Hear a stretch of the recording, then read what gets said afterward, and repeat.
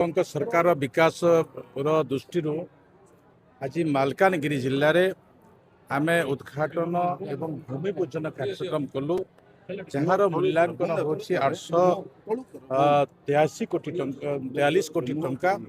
एतार भी आहरी अधिक हम किंतु ए विषय को देखला भितर मालकानगिरी जिला आम उपात जहाँ कही था ये उपात जिला को आखि आग को बढ़ावा आज सरकार संकल्पबद्ध एठिकार सबुठ बड़ कथा हूँ पीएमजीएसवाई 4 रे रास्ता 170 रास्ता मिली ता संगे से आहुरी 20 रास्ता ए वर्ष मिलिबो एवं 22 सेतु जो कनेक्ट हो पारिबो ता संगे संगे आमे 2टी मेगा प्रकल्प 10टा पंचायत उपकृत हो पारे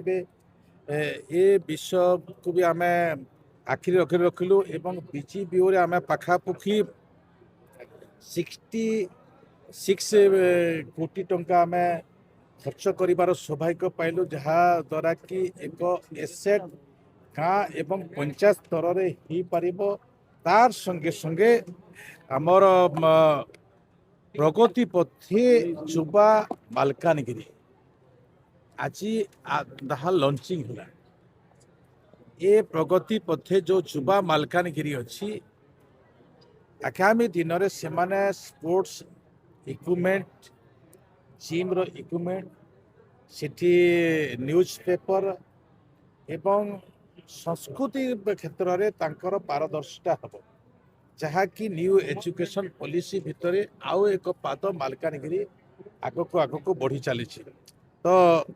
सबु दृष्टि जो आज कार्यक्रम है ये कार्यक्रम रे आगामी दिन आम मालकानगिरी एयरपोर्ट रो एक आउ गोटे पाद जाइछु अल्प दिन भितर एठिकार एयरपोर्ट सचल हेबो एठिकार विगत दिन में जहाँ जहाँ जहाँ रेलवे लाइन रो कथा अच्छी से रेलवे लाइन रो आम लैंड एक्विजिशन आमर ट्री कटिंग ये क्षेत्र में आमर 2टी संजोग हेबो गोटे है मालकानगिरी जयपुर हम एवं गोटे हम मालकानगिरी बंडू सागरपुरम ये 2टी प्रकल्पर डीपीआर भी प्रस्तुत हो लैंड एक्विजिशन काम हो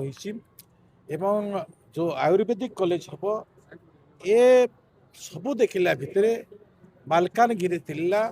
आगामी दिन में एक उन्नत जिला भाव में प्रतिष्ठित हम बोलिक मुझे विवेचना करुचे आ से दृष्टि आज कार्यक्रम आगामी दिन में गोटे गाँ